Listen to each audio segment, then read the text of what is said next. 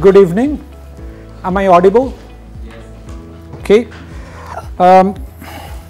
Thank you, Professor. I don't know if I would pronounce it correctly, Lumeria. Thank you for your introduction, although I didn't understand a single thing, but I think it's all good.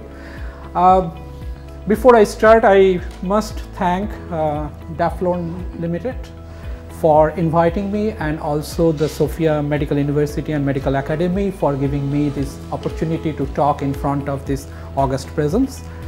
And it's really my pleasure. I planned the talk for a little elaborate way, but I just realized from the professor that I don't have that much time. So what I will be doing in my talk, I will try to skip some of the parts which may not be that relevant for the talk. My talk will be mostly focused on the work that I am doing in collaboration with Daflon, with the probiotic that they own, Lactobacillus bulgaricus DWT1, in the formulation with Streptococcus thermophilus DWT4. And we have some very interesting and novel observations, results that we found, and which has been communicated. So some of the informations are confidential, so I would request the media not to make it public right away. So that's a request because it is in consideration for publications. So with that, as you can see, there are three words: ideation, validation, and innovation.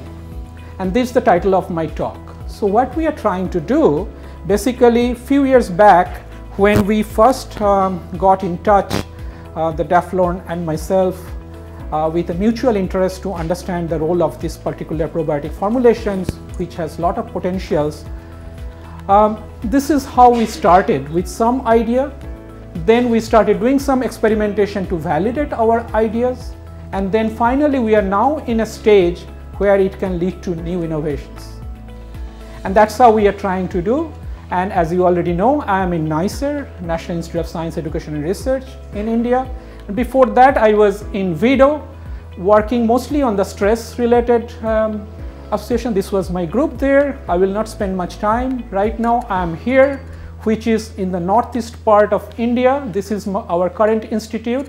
And this is, if this is India, we are here, and this is the state. So we are very close to the seashore. And this is just an overview of the campus. We give courses, integrated MSc in various disciplines, also integrated PhD and the regular PhD programs. And this is the theme of my work that depends on the gut feeling, working with all the gut microbiota. This is my current group. In 2009, I moved from Canada to India to get these positions. And these are some of the areas, apart from this Lactobacillus bulgaricus, that my groups are working. This is related to the effects of diet on gut microbiome, gut development and immunity, fecal microbial transplantation, sleep disorders, and the brain activities and their effect on the gut microbiota, as well as the colitis-induced arthritis. So with that, I will be getting into this topic, which is mainly dealing with probiotics. Now, there are few keywords in my lecture today. First one is probiotics, and probiotics cannot start without this mention of this person. Eli Meshnikov, everybody knows, I guess, in this audience, so I don't need much to do introduction. So in 1907, Meshnikov proposed that the acid-producing bacteria in fermented milk products could prevent fouling in the large intestine, and if consumed regularly, lead to a longer, healthier life. And nowadays, we know that is actually very true, and there are some modifications of those words to consider what is probiotics today. Live microbial feed supplements that have beneficial effects on the host by improving its intestinal microbial balance. So that is how probiotics is actually seen nowadays. This is an excerpt very known to the Daflon and other people in Bulgaria, I guess. This is basically talking about this Lactobacillus bulgaricus, how important it is, what is the origin. It is a plant origin, and the Thracian revolution in feeding. And here is the Daflon, because of whom I am here. This is the company that was established in 2001 with the mission of improving human health via lactobacilli. And this company has two managers. They are here, Professor Nikola Alexandrov and Dr. Daniela Petrova. Now, people must be wondering, since we are talking about probiotic, and these are two bacteria we are basically focusing on. Now, when we talk about this bacteria, in a larger overview, we see these bacteria actually populate early in our life. And there are many different ways by which these microbes can actually populate. And there are other groups of microbes which do not populate permanently, but they can modulate it in such a way, sometimes it may be good, sometimes it may be bad. And that's what we would be seeing. And these are the factors that are affecting the intestinal microecosystem, because as we know, gut is considered as our second brain, and this microbiota population in the gut is actually one of the largest that can be found in our body. So, in gist, all of these things can be summarized as 3 Ds. This is not for 3 dimension, this is the diet, drug and disease. So, basically these are the 3 different ways how microbial population in our body, and especially in the gut, I am emphasizing on gut because it harbors the maximum, the largest population, can be perturbed. And when perturbed, it can lead to various different problems. And when those problems come, we try to find out the characteristics of this bacteria known as probiotics, how they can be effective. So, these probiotics have certain characteristics. They have to be able to survive the passage through the digestive system, which is very, very important, able to attach to the intestinal epithelium and colonize, able to maintain good viability, because if they are not viable, they cannot do much, able to utilize the nutrients and substrates in a normal diet, non-pathogenic and non-toxic, and capable of exerting a beneficial effect on the host. Stability of desired characteristic during processing, storage and transportation, anti-inflammatory, that is what we will be talking about, anti-mutagenic and immune stimulatory. So, these are some of the comprehensive features that a probiotic should have. So, you can see there are a lot of stress on a probiotic to keep us well. So, this is another publication from our group, which has also connection with Bulgaria, because this is published in the Biomedical Review journal, which is published from Bulgaria. So, this is the importance of probiotics in gut microbiota remediation. You can see that there are different publications, different results, different studies reported that can take care of colitis, cancers, obesity and various type of diseases and disorders. So, basically the whole idea of probiotics, as has been shown recently, that apart from probiotics there can be also formulations known as fecal microbial transplantation. So, you take the fecum from, say, for lean group of people, give it to the obese people, and it is established that it has different effects if you are monozygous versus dizygous. In terms of a twin, it can maintain or control your obesity. So, bacteria can do that. This has been published in Nature and Cell. It can also increase the longevity, but when we are talking about all these good things, we should also, because we do science and science deals with truth, and truth is that recently in 2018 September, this month, 2 papers came in Cell from a group of Israeli people. It shows that the personalized gut mucosal colonization resistance to empiric probiotics are associated with unique host and microbiome features. And if you read this one, post-antibiotic gut mucosal microbiome reconstitution is impaired by probiotics and improved by autologous FMT. So, what happens sometimes, a single probiotic or a group of probiotics may not be as good as we think. So, when I said certain characteristics of probiotics, it is also very much dependent on the personalized features of the host. So, it is not necessarily that a formulation that is good for me today will be good for me tomorrow, or if it is good for me, it may not be good for you. So, lot of things we need to learn. That's what these two papers are showing. So, basically our microbiota has various different roles. It has unknown functions. They can be predators, they can be prey, they can be producers, they can be decomposers. So, basically what we are trying to understand, the diversity, and in this particular case, these two bacteria, traditionally we know, this Bulgaricus and the Thermophilus, together they do a lot of good things, and that is what we are trying to understand, that what are the major roles of these two probiotics playing. Now, say for example, before I get into that, I want to emphasize on certain things. When we go to a doctor, what does a doctor think about us, as a human being or as a microbe?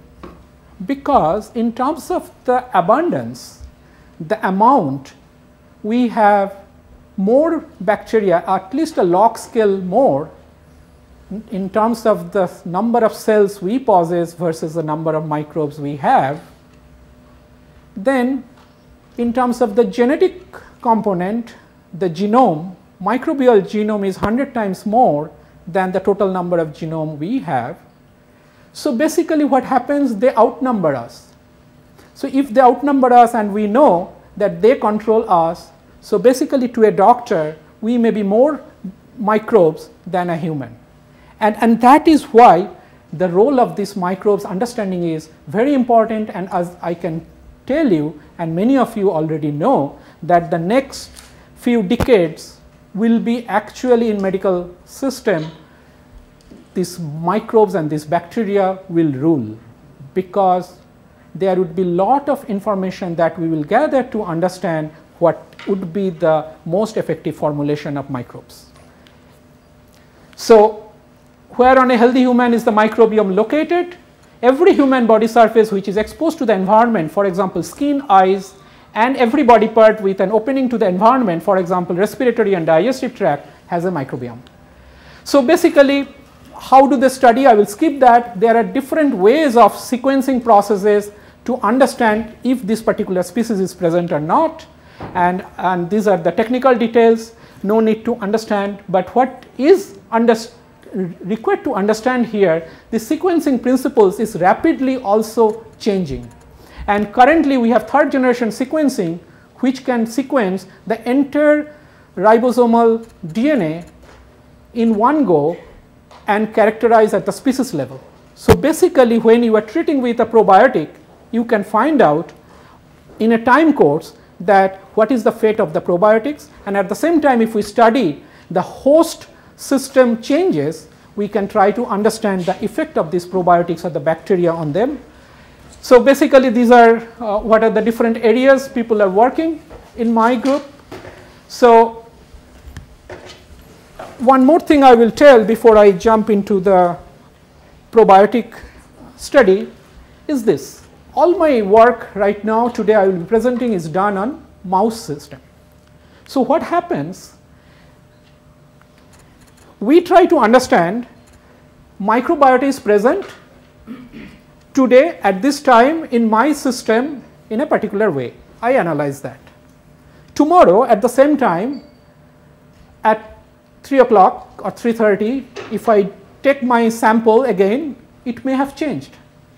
It may have changed because yesterday I was taking some food or some medicine which is stopped now. And this dynamics is very important, and people are trying to understand this dynamics of the perturbation of the microbiota in various different ways. And that is why what is happening, this targeted manipulation of the gut flora is increasingly being recognized as a means to improve health. But if you try to do these experiments with the human system, it is not possible, right? We cannot experiment with humans any way that we want. Although clinical studies are important, but we have limitations, and therefore the rodent models represent an invaluable tool to study the host microbiota interface. And the mammalian epithelial surfaces, especially in the gut, are colonized by large number of microorganisms collectively known as the microbiota. Now, so far I said microbiota, we can actually move to call it bacterium because the major population in this microbiome is bacteria. And why bacteria? Bacteria in gut have various functions, including the production of essential nutrients and co-metabolization of food, colonization, secretion of certain immune complexes. But the problem is defects in host genes controlling bacterial homeostasis or alterations of the gut microbiota composition have been associated with complex diseases including inflammatory bowel disease or IBD, diabetes and asthma. And as a result of that, people have shown that in some particular cases complex diseases have been linked with the presence of specific bacteria like Prevotella. And also it seems likely that bacterial communities and not specific bacteria determine susceptibility towards complex diseases, a concept that has been introduced as the pathobiome. So basically the bacteria is basically the theme that is coming out, whether for remediation or alleviation of a disease or for causing a disease. So basically you have seen that this is well established that the gastrointestinal abnormalities can be improved by probiotic treatment in autism spectrum disorders. Fecal microbiota transplantation is highly effective for the treatment of recurrent Clostridium difficile infection. And today we will be seeing that this particular cocktail, this formulation is very effective even treating pancreatic cancer. And that's the model we have used in a mouse model system. So it is our time now to establish that yes, probiotics, if it is understood properly, it can be utilized for our benefit. And that is how we are saying. Now, some of the terminologies, abbreviations I need to tell you. This ST prime is the Salmonella typhimurium, serovarenterica. LDB is the short form of Lactobacillus delbrueckii Bulgaricus, DWT1, and Streptococcus thermophilus, DWT4. This is the multiplicity of infections. And what we have observed here, this red line, this is the survival in vitro study to begin with the murine macrophage cells. So these are the macrophage cell lines from the mouse, raw cell lines. Here you can see Salmonella treatment after 6 hours of infection killed most of the cells. When we were using, and the blue one is the control, when we are treating with different MOI of this probiotic formulation of Daflon, what we found here that up to 10 MOI they are quite good in terms of their survivability. However, when we are increasing the MOI a log scale higher than 10, then it has some issues. And then we try to understand why it is like that. So this is a very interesting serendipitous observations we had. So it is not that something we expected, because so far nobody in this world expected this and there is no such report. What we observed? You see, we have two graphs, pro-inflammatory, anti-inflammatory. These are some selected genes representative of the pro-inflammation, and this is in anti-inflammatory.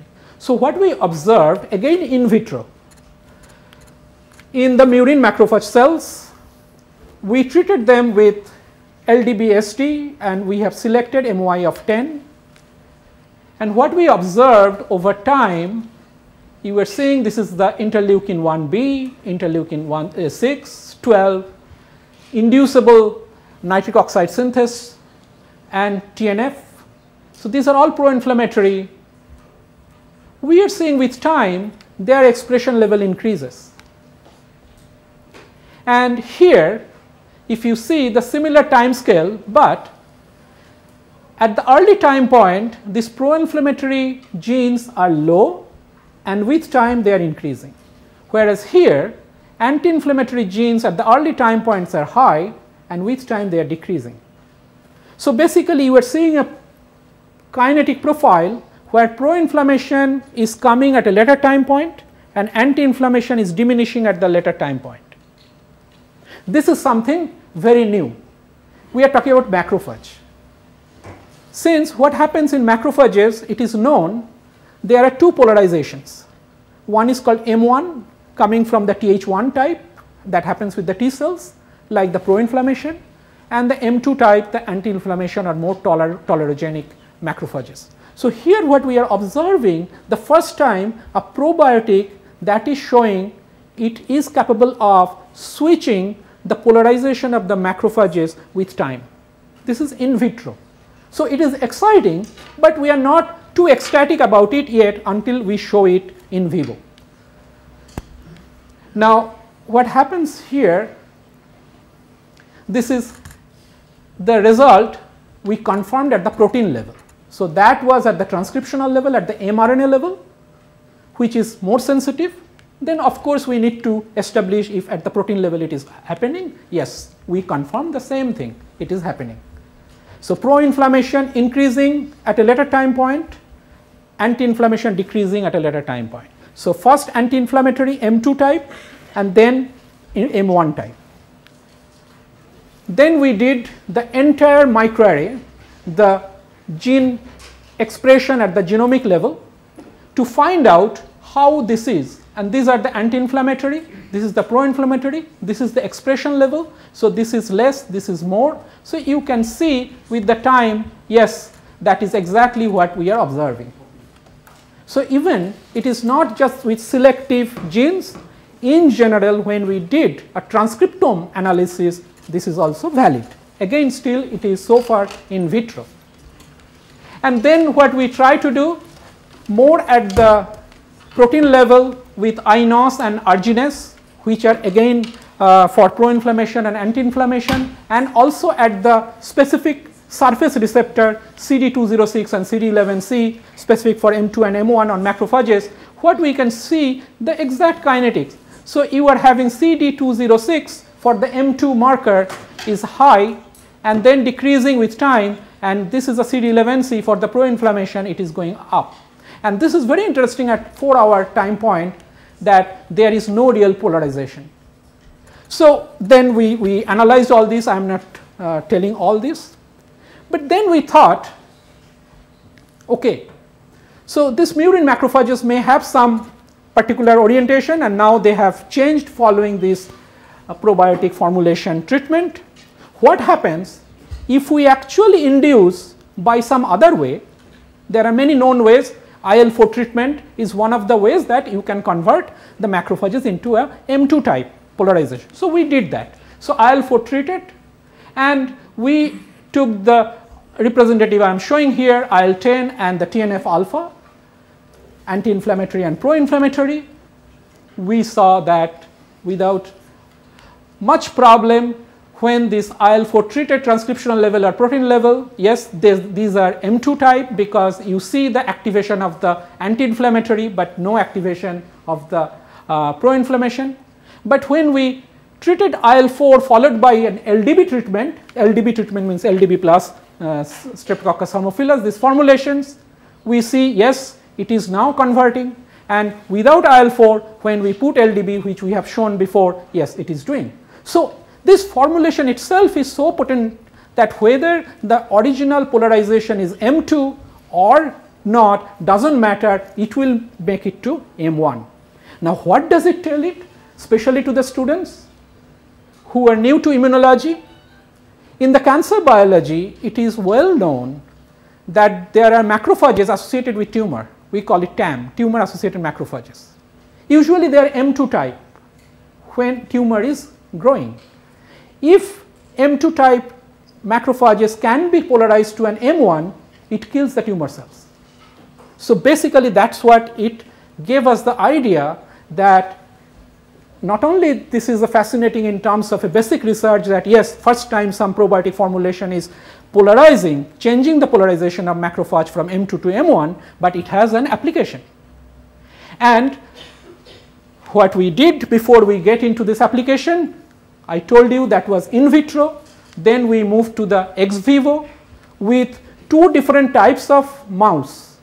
One is a C57 black 6, which is by default a Th1 biased mice immunologically, and a bulb C mice which are Th2 biased immunogenically. So basically we took both kind of mice and extracted the peritoneal macrophage ex vivo. Now before, raw cells were the transformed cell lines. So now we are doing with the primary cells, and we did the same experiment, and yes, we saw the same thing. These are the pro-inflammatory genes, this is bulb C, this is anti-inflammatory genes, this is with C57BL6, we see the similar results. Initial time, no pro-inflammation, more anti-inflammation, irrespective of the Th2 or Th1 bias of the mouse. So genetic variation does not matter. Then from ex vivo, next we gave this probiotic formulation intraperitoneally,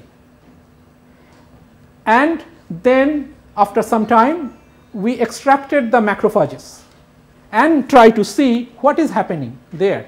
So you see the logical consequences, first in vitro with the transformed macrophages, then the primary cells from the peritoneum.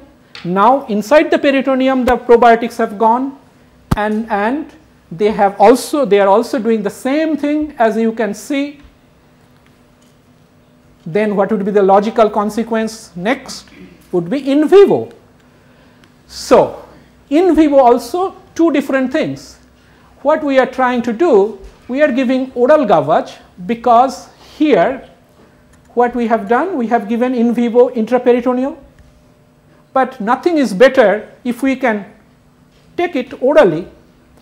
It is non-invasive way, and if the formulation is potent enough, it passes through, as I said, that has to be one of the characteristic effective feature of a probiotic.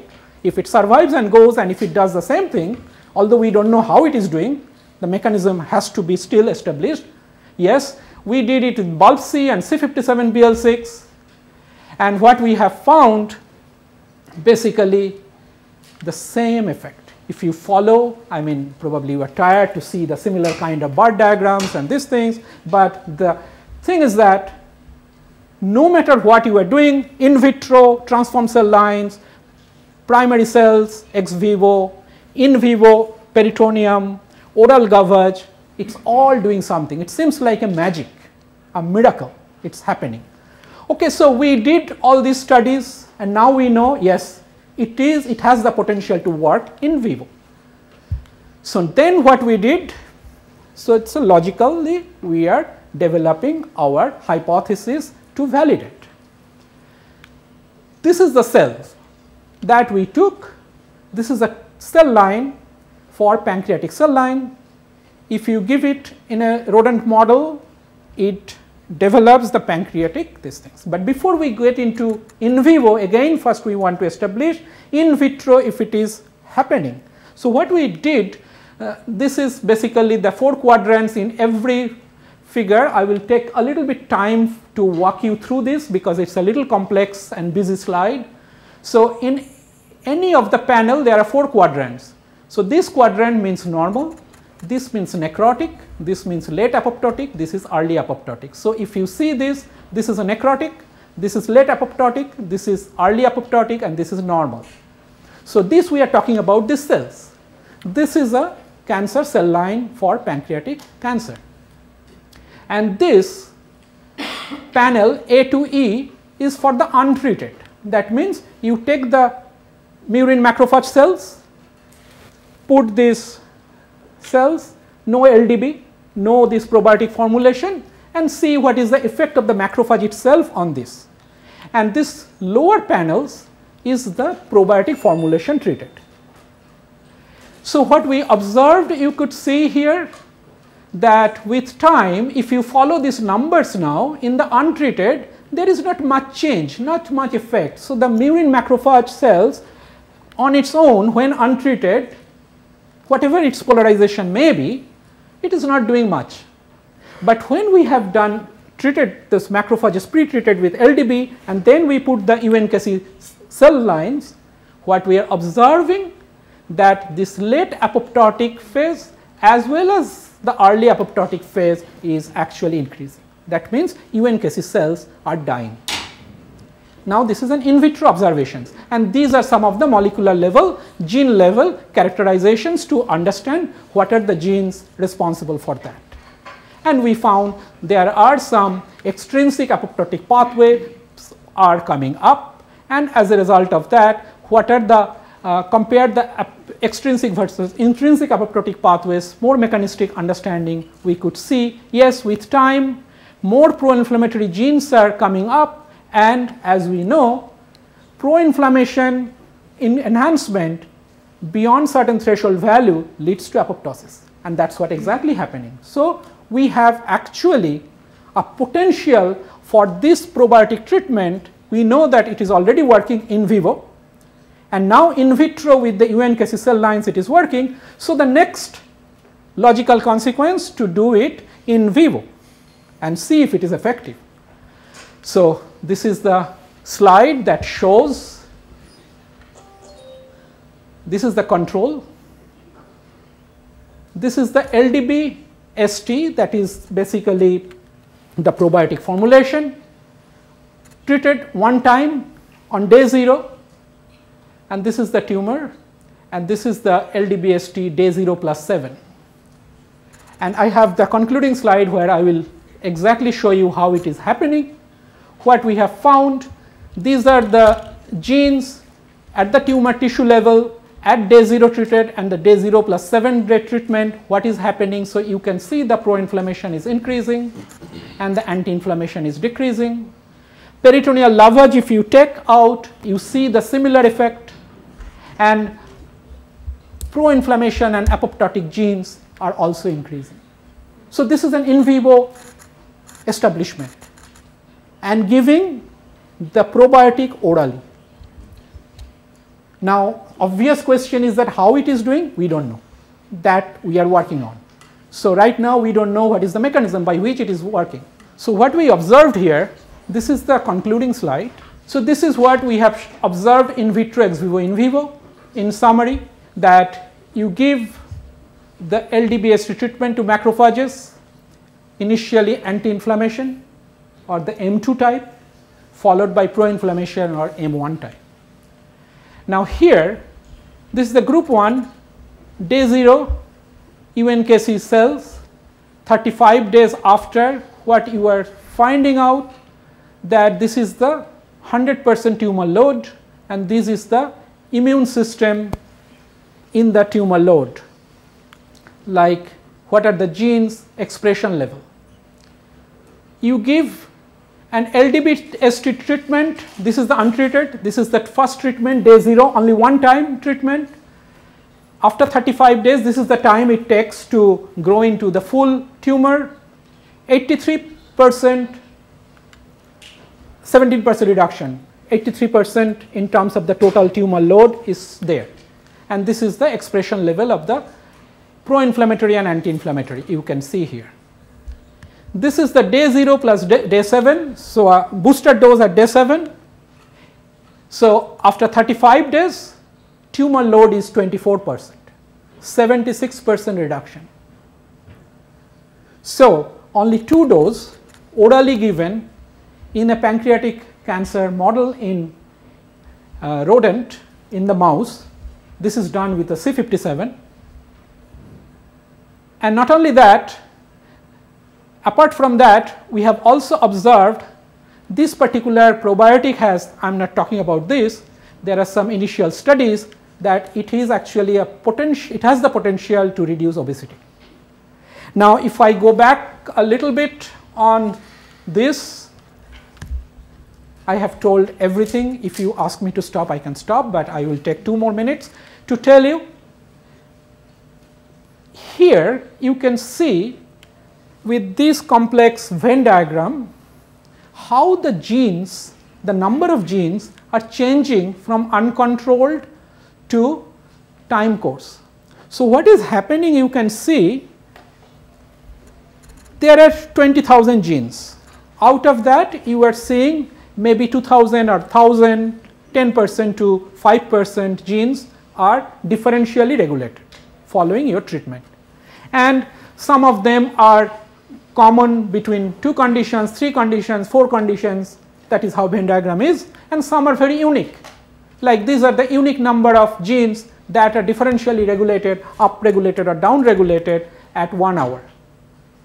So what it means, out of all those genes, we found predominantly either pro-inflammatory or anti-inflammatory depending on the time course, they are differentially regulated. And that is actually the beauty of this whole study. We didn't know that it would happen. To begin with, it happened.